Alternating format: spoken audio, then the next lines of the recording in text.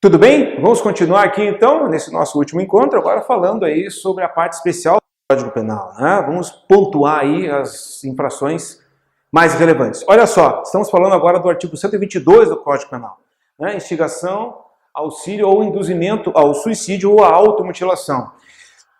Seria interessante você dar uma boa estudada nesse dispositivo, nesse delito, porque ele tem sido considerado uma dica quente para concursos. Olha só. A pena é uma pena de reclusão de 6 meses, a 2 anos, né? Para quem induzir ou instigar alguém a suicidar, né? Ou a praticar mutilação. Ou ainda prestar auxílio material nesse sentido, né? É uma infração do menor potencial ofensivo. Detalhe, não se pune quem tenta se matar, mas terceiro, a outra pessoa que instiga, induz ou auxilia alguém a cometer o suicídio ou a se automutilar. Lembrando que induzir alguém significa trazer a ideia para esse alguém, né? Ó, por que você não se mata? A ideia até então não existia na cabeça da vítima.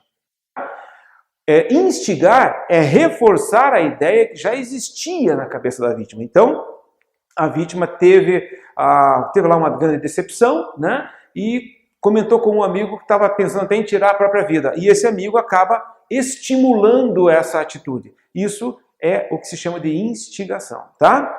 Muito bem. E o auxílio pode ser material, né, também, através do fornecimento de instrumentos para a prática do crime, ou pode ser através dessas outras duas formas que eu acabei de mencionar. Mas não só ao suicídio, mas também à automutilação. A intenção do legislador, que está aqui embaixo, né, é reprimir esses chamados desafios mortais que, infelizmente, né, atingem principalmente crianças, pré-adolescentes e adolescentes em decorrência aí das redes sociais, né? E aplicativos como, por exemplo, o WhatsApp, por exemplo, aí o jogo da baleia azul, o jogo da asfixia, Momo, dentre outros.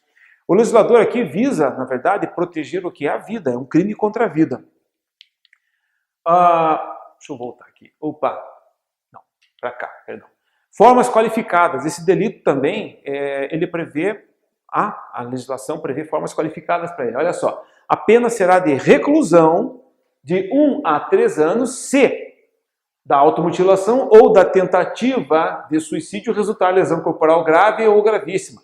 Lesão corporal grave, aonde está previsto isso? Artigo 129, parágrafo 1º, são as hipóteses de lesão corporal grave. Lesão corporal gravíssima, mesmo artigo 129, porém agora parágrafo 2º. E aí então você vai ter que fatalmente fazer, né, essa conexão. Você vai ter que dar uma olhadinha lá para saber o que vem a ser a chamada lesão corporal grave, ou quais as hipóteses que caracterizam lesão corporal grave e quais as hipóteses que caracterizam lesão corporal gravíssima. Tá? Ainda, outra forma qualificada, pena de reclusão de 2 a 6 anos se o suicídio se consumar, né, ou se da automutilação resultar morte. Então, havendo a consumação do suicídio ou havendo, então, morte em decorrência da automutilação, a pena será de reclusão de 2 a 6 anos. Continuando, aumentando ainda, a pena de reclusão de 2 a 8 anos se a automutilação resultar em lesão corporal gravíssima, né?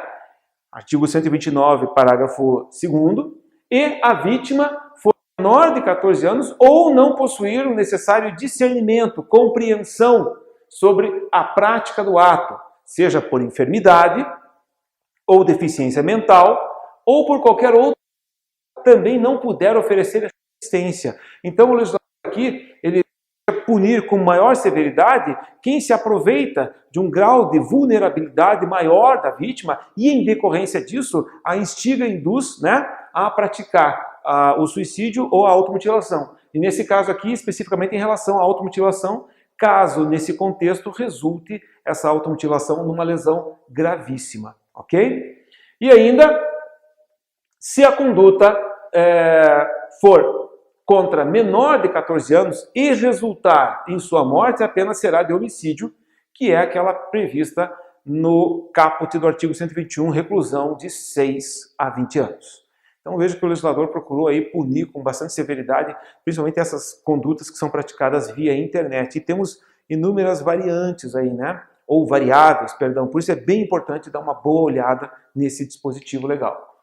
Causas de aumento de pena ou causa, a pena será aplicada em dobro. Primeiro, se o crime for praticado por motivo egoístico, torpe ou fútil. Motivo egoístico é quando o agente, o autor do delito, ele pensa só em si, né? Ele quer se promover, ele quer de alguma maneira chamar a atenção para si mesmo. E com esse objetivo ele acaba levando alguém ao cometimento de uma infração penal. Motivo torpe ou fútil, eu já informei para você o que vem a ser.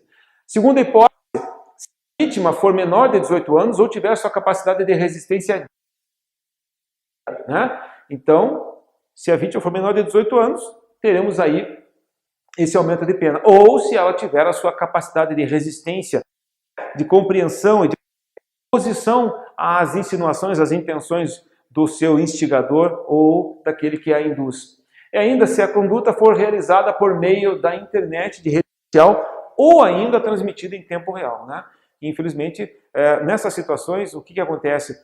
A condição de atender vítima, a condição de se buscar impedir que a vítima tente contra si mesma é muito mais difícil, né?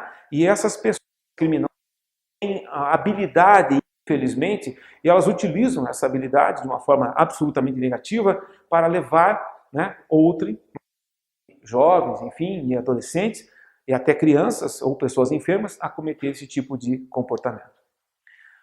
Líder ou coordenador de grupo, olha só, o autor da infração seja líder ou coordenador de grupo ou de rede virtual, a pena também será aumentada de metade. Claro, você parte da premissa que esse tipo de pessoa tem que ter uma responsabilidade maior, uma vez que ele que conduz os trabalhos, trabalhos entre aspas, né, perdão, ele que conduz todo esse contexto que pode desembocar num resultado extremamente grave. Agora, para o artigo 23, infanticídio. Ocorre quando a mulher, estado puerperal, né, estado puerperal é o estado de alteração físico-química que toda em decorrência do tá? Então, o que varia é a intensidade desse estado puerperal. Mas voltando, o infanticídio ocorre quando a mulher em estado puerperal, durante o parto ou logo após o parto, mata o próprio filho. Tá? O delito é punido com detenção de 2 a 6 anos, ou seja, é considerado uma infração de menor potencial ofensivo e a sua apuração se dá de acordo com a Lei 9.000 de setembro de 1995, 26 de setembro de 1995. Deve ser praticado pela mãe, é um crime próprio, mas admite com, né, pessoas, seja na modalidade autoria ou ainda na coautoria, perdão, ou participação. E por acaso, se a mãe que está sob influência do estado puerperal for até, imaginemos, ela pariu, ela ganhou o neném e ela teve lá a intenção de matar a criança, ela está no hospital e ela foi até o local onde está, ela vai lá e acaba se equivocando. Em vez de matar o próprio filho, mata uma outra criança. De acordo com o artigo 20 do Código Penal, essa mãe vai responder como se tivesse matado o próprio filho, porque transportam-se para a vítima as características daquele que era efetivamente visado pelo agente agressor. Tá bem? Ok? Muito bem. Aborto. O aborto vem a ser a interrupção, né, da gravidez, né? E que acaba causando a morte do produto da concepção, a morte do feto, né? E pode se dar a partir do momento em que o óvulo já fecundado se implanta na parede do útero materno, né? Esse delito aqui, vamos voltar em relação lá ao concurso de agentes, ele adota, numa das suas modalidades, a teoria pluralista. E é exatamente no chamado autoaborto. O autoaborto é aquele no qual a própria gestante pratica a manobra abortiva ou que outrem o pratique. Ou seja, a gestante procura lá, entre aspas, uma clínica, né, abortiva, e aí o que acontece? Um determinado sujeito lá, ou uma mulher, realiza a manobra abortiva. Para a gestante, o tipo penal, né, previsto é do artigo 124. Para quem realiza a conduta, o tipo penal é do artigo 126. Existe uma cisão de tratamento legislativo, por isso teoria pluralista ou pluralística. Aqui não se aplica a regra. Lembrando, a regra no concurso de agentes é a aplicação da teoria monística. Todos respondem pelo mesmo delito. Aqui temos uma exceção. A gestante responde pelo artigo 124 e quem auxiliou a realização da manobra abortiva responde nos termos do artigo 126. Ok? Qual é o bem jurídico tutelado aqui? Estamos falando de crime contra a vida, né? E a vítima aqui é o feto. Quando se tratar de aborto provocado sem o consentimento da gestante, vítimas serão o feto e a própria gestante. Porque o Código também prevê, no seu artigo 125, a situação do aborto praticado sem o consentimento da gestante. O autoaborto, que é do 124, nós temos aqui, né? Pune-se a gestante que por si só realiza manobras abortivas ou que procura pessoa e local para a realização do aborto, autorizando um terceiro a praticar o crime.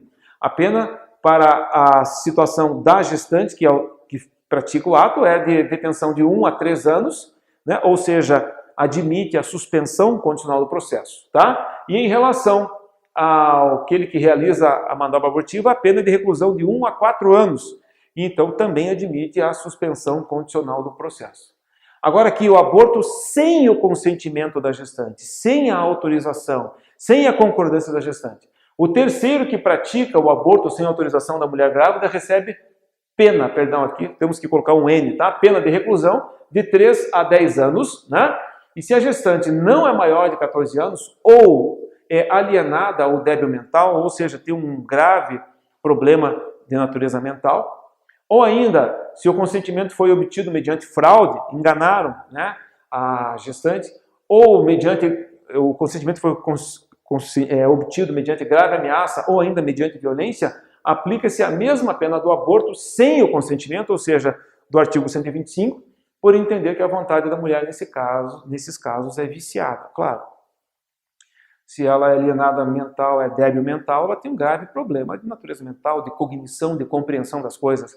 Se por acaso o consentimento se deu mediante fraude, ela foi enganada, ela foi iludida. Se o consentimento se deu mediante coação, mediante uma grave ameaça, também ela consentiu porque não tinha outra alternativa, ou ainda mediante violência, né? Então o apenamento naturalmente tem que ser muito mais severo.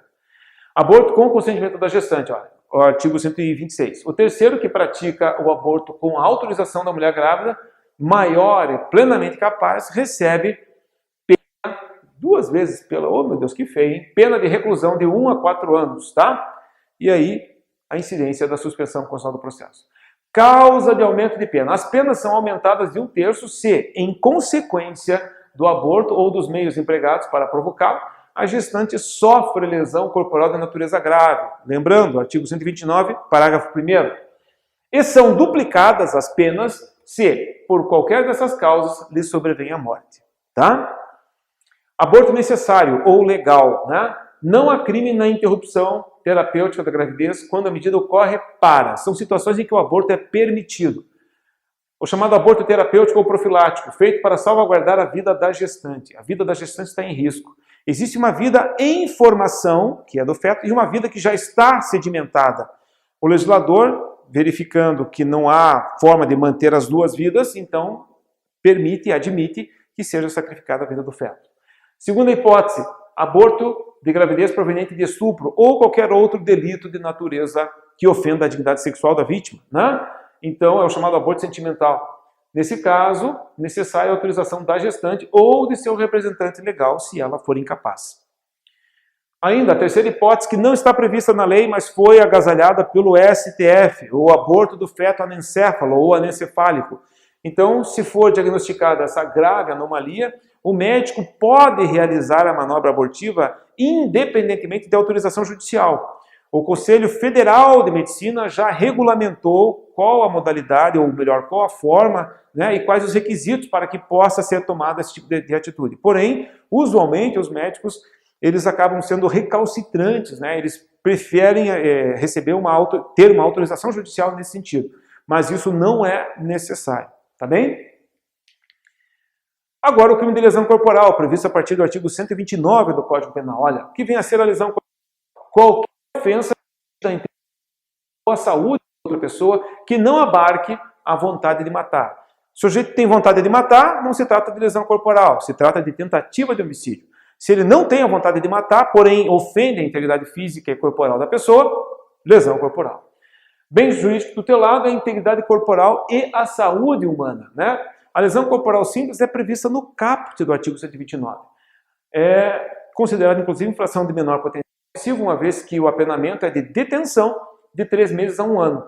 Ou seja, vai para o juizado especial, né? E é necessária a representação do ofendido, ou seja, o ofendido deve manifestar interesse na apuração do fato, sob pena de não se caracterizar essa condição de procedibilidade. Tá? As demais modalidades de lesão corporal, né, dolosas, são apuráveis através da ação penal pública incondicionada. Lesão corporal de natureza grave, artigo 129, parágrafo 1º, pena, reclusão de 1 a 5 anos. Reclusão de 1 a 5 anos, ou seja, pena mínima 1, então admite, em tese, suspensão constitucional do processo. Quais são as hipóteses que caracterizam lesão corporal de natureza grave? Incapacidade para as ocupações habituais por um período superior a 30 dias. Então, quando a pessoa, em função da lesão corporal sofrida, não pode, por exemplo, trabalhar por 30 dias, e é necessário, então, um laudo pericial que ateste essa incapacidade, a lesão corporal será classificada como grave, tá bem? Agora, é claro que ocupações habituais legais, né? O sujeito é bicheiro, aí, por conta das corporais, ficou 45 dias sem poder trabalhar lá no ponto onde realizava os jogos do bicho. Aí, não, né? Aí não dá, tá bem? Perigo de vida. Se em decorrência da lesão corporal, a vítima venha a sofrer um risco no que se refere à sua própria vida, apesar do agente não ter querido, com o seu ato, tirar a vida da vítima. Se houver perigo de vida, né? Aí caracteriza-se lesão corporal da natureza grave. Ainda, em decorrência da lesão corporal, se caracterizar uma debilidade permanente de membro, sentido ou função. Exemplo, o sujeito perdeu a vista por conta da lesão corporal. O sujeito perdeu, então, a função de um dos rins, né? Tudo isso vai implicar na caracterização de lesão corporal grave. Se forem órgãos duplos e a pessoa perder os 2 órgãos, lesão corporal gravíssima, que está previsto no parágrafo seguinte, parágrafo 2º desse artigo 129. Ainda, se em decorrência da lesão corporal se der a aceleração do parto, o parto for antecipado, aí nós teremos então a caracterização também de lesão corporal grave. Porém, é importante lembrar que neste caso é necessário, é obrigatório, é fundamental que o agressor saiba que a vítima estava grávida, tá? É necessário, porque se ele não sabia, ele não pode ser responsabilizado por essa consequência, tá? Lesão corporal gravíssima, agora aqui no artigo 129, parágrafo 2º, olha só, a pena é de reclusão de 2 a 8 anos e pode se dar nas seguintes hipóteses. Incapacidade permanente para o trabalho, significa dizer que a pessoa não poderá mais trabalhar, não necessariamente no trabalho que ela exercia. Tá? O sujeito é cirurgião plástico, aí em função de um problema no braço, decorrente de uma lesão corporal, ele não vai poder mais fazer as cirurgias, mas ele vai poder trabalhar como médico em outras áreas. Então, não estará caracterizada a incapacidade permanente. Então, é necessário que se olhe caso a caso. Agora, o sujeito era motorista, era piloto de provas, e aí, com a lesão corporal de natureza gravíssima, ele ficou tetraplégico. Aí sim, uma incapacidade permanente, não tem o que dizer. Enfermidade incurável, né? Quando, em função da lesão corporal, se instalar na vítima uma enfermidade incurável também. Só que aí é necessário um exame pericial para atestar essa situação. Perda ou inutilização de membro, sentido ou função. Se houver a cessação definitiva da capacidade de emprego do membro, sentido ou função, caracteriza-se essa modalidade de lesão corporal. Né? Órgãos duplos, já mencionei, né? Se houver a perda da audição, em função das agressões, perdeu a audição dos dois ouvidos, digamos assim. Então, teremos aí uma lesão corporal de natureza gravíssima. Tá? Ainda, se resultar da lesão corporal, uma deformidade permanente. Deve ser um dano duradouro, em alguma parte do corpo da vítima e que não pode ser reparado ou regenerado. Se houve esse dano, posteriormente houve o processo criminal, o sujeito causador do dano foi condenado e aí depois, 2 anos depois, a medicina encontrou uma outra alternativa para solucionar o problema, a sentença penal não poderá ser modificada. Se a medicina não tinha recursos para aquele momento, então a sentença não poderá ser modificada. Agora, se o sujeito foi condenado por lesão corporal gravíssima e naquela ocasião a medicina tinha já instrumentos para contornar o contexto e isso não foi visualizado pelo juiz, aí é possível então ingressar com o pedido de revisão criminal, claro, provando isso. Ainda, aborto, caso em decorrência da lesão corporal ocorra o aborto, teremos uma lesão corporal. É necessário que esse aborto tenha sido causado de forma culposa, sem a intenção. Porque se houver a intenção, responde pelo aborto em si e ainda a lesão corporal. Agora, olha, deve ser culposo, pois se o agente tiver desejado, responderá por esse crime e pela lesão corporal ocasionada à gestante.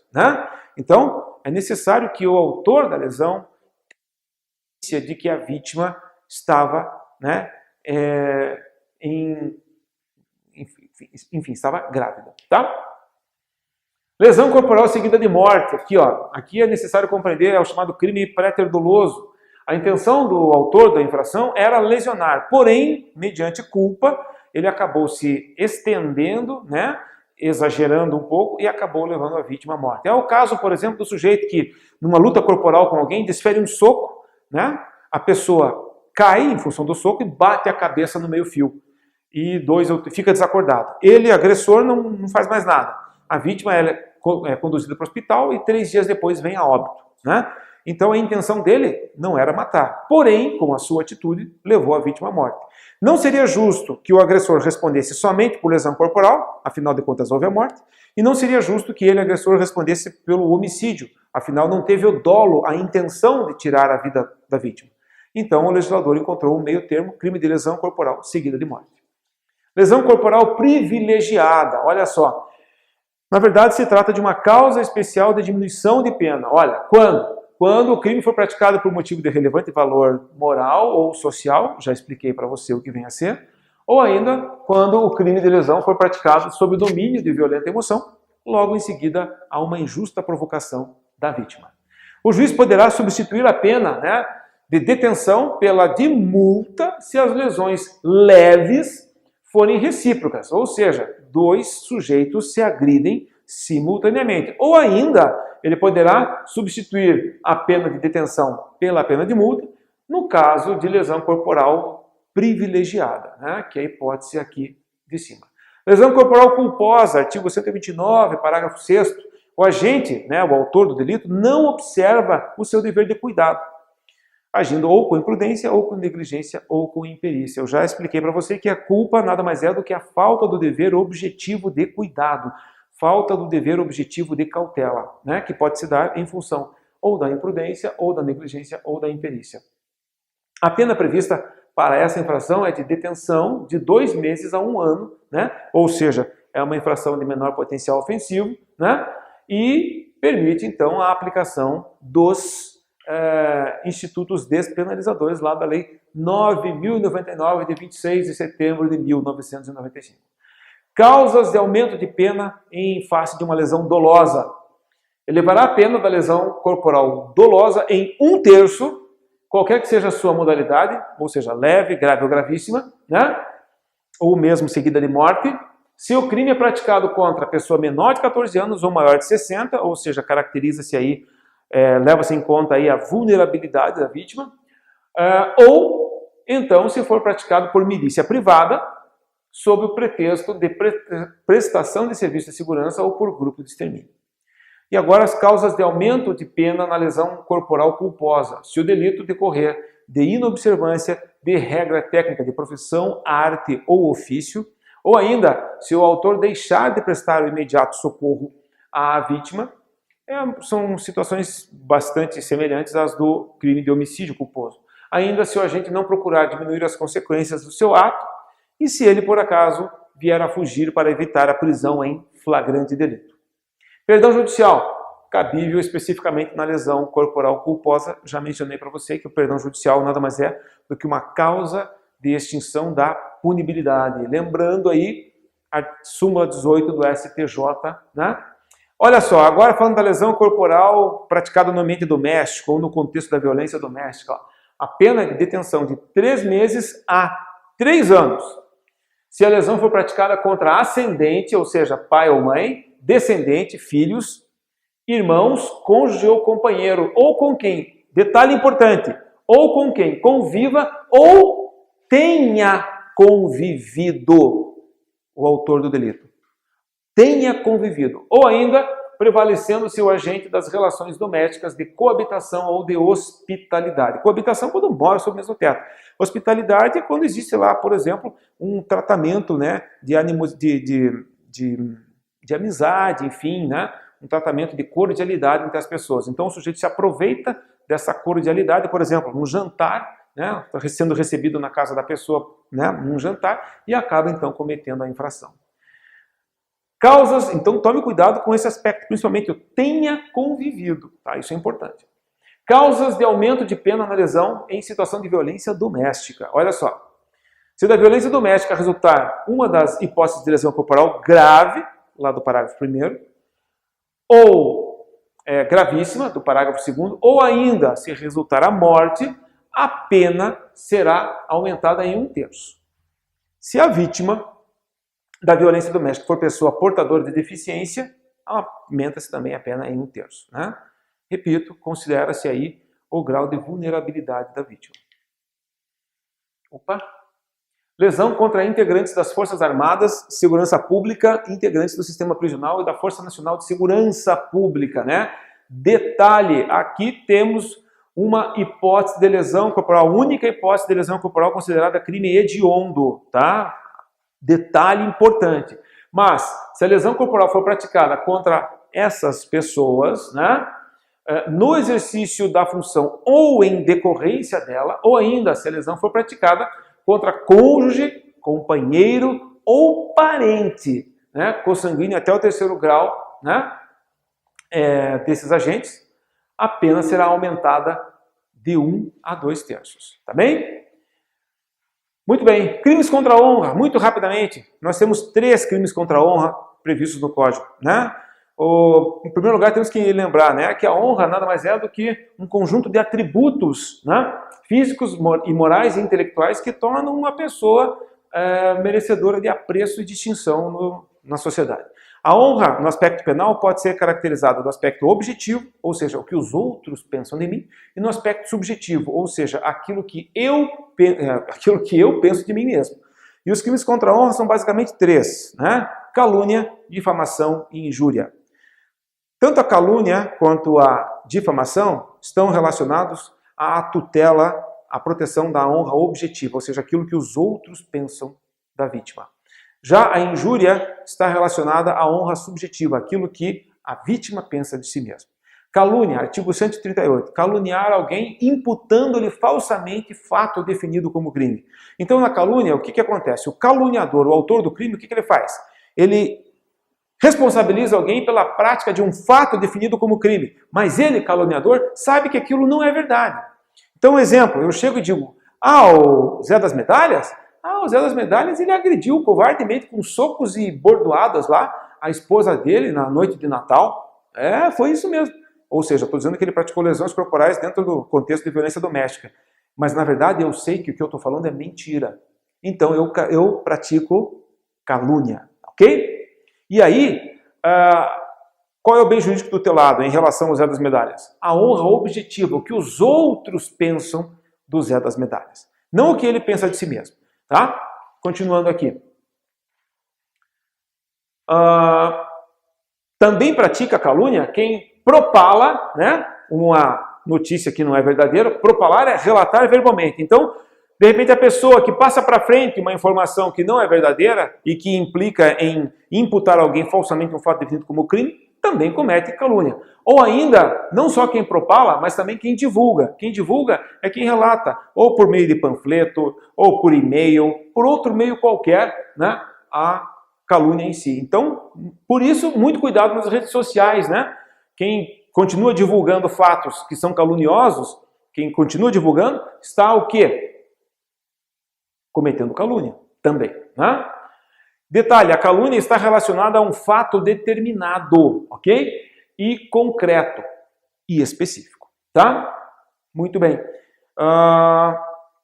A calúnia, C de calúnia, C de crime. Calúnia implica na falsa imputação de fato definido como crime. E se por acaso eu imputar falsamente a alguém um fato definido como contravenção penal, estará caracterizada a calúnia? Não. Estará caracterizada a difamação, tá? Toma cuidado com isso. Bem, calúnia contra os mortos é possível? É possível por expressa previsão legal. Porém, detalhe, quem é a vítima do delito é o morto? Não. Pessoas mortas não têm mais direitos, né? Quem é a vítima do crime de calúnia contra o morto? Né? Seria então a esposa ou o esposo, o cônjuge do falecido, bem como os seus parentes. Eles querem preservar a boa memória do morto, ok? Então, morto não é vítima de crime. Morto pode ser objeto, né, do crime, tá? Sujeito passivo da infração é o cônjuge ou os familiares do falecido, pois a pessoa morta não é titular de direitos, né?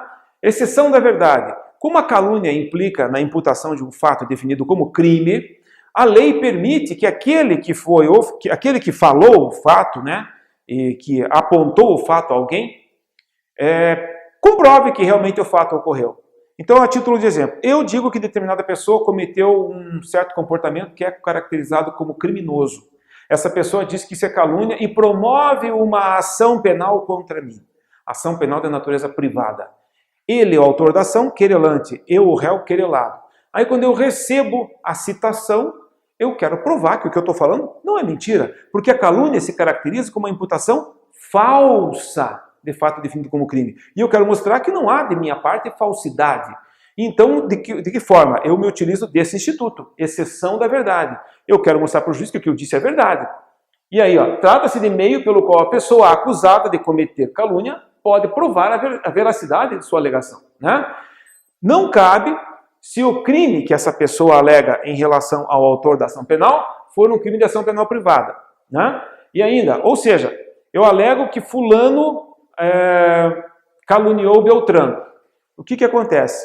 Aí o fulano diz que eu estou cometendo em relação a ele calúnia. Só que o Beltrano lá, que é a outra vítima, não ingressou com a ação contra aquele que eu acusei de ter cometido, né, a calúnia. E o que vai acontecer então? Eu não vou ter como comprovar que o fato é verdadeiro. Porque se a outra pessoa que detinha o direito de ingressar com a ação penal privada, ela não tomou essa atitude, eu não poderei substituí-la, porque é uma ação penal privada. Então, nesse caso, não vai caber a exceção da verdade. Ainda, também não é cabível se o ofendido não tiver sido condenado por sentença irrecorrível, né? Bem, ainda, se o fato é imputado contra o presidente da República ou contra chefe de governo estrangeiro, nesse caso, também não é cabível. E mais, se o ofendido foi absolvido por sentença irrecorrível, tá? Bem, aí temos o crime de difamação. Em resumo, o crime de difamação está previsto no artigo 139 e o crime de difamação está atrelado a um fato mais ou menos definido. Vou dar um exemplo para você entender, vou diferenciar. Já sabemos, calúnia está relacionada a um fato previsto na lei como crime. A difamação está relacionada a um fato mais ou menos definido. E eu vou diferenciar para você a difamação, da injúria, tá? Difamação, eu digo, fulano é um covarde porque naquele dia, quando a gente precisou do auxílio dele, ele correu, deu no pé. Então eu estou descrevendo um fato mais ou menos definido, estou dizendo que o fulano é um covarde por conta disso. Aí eu estou praticando uma difamação. Agora eu chego só e digo, fulano é um covarde. Eu estou praticando uma injúria. E a injúria não admite retratação. Eu não posso me desdizer, pedir para ele perdão. Não adianta. Diferentemente da situação da difamação e da situação da calúnia. Tanto a difamação quanto a calúnia admitem a retratação. A injúria não. Por quê? Porque a injúria implica uma ofensa à honra subjetiva. Aquilo que a vítima pensa de si mesma.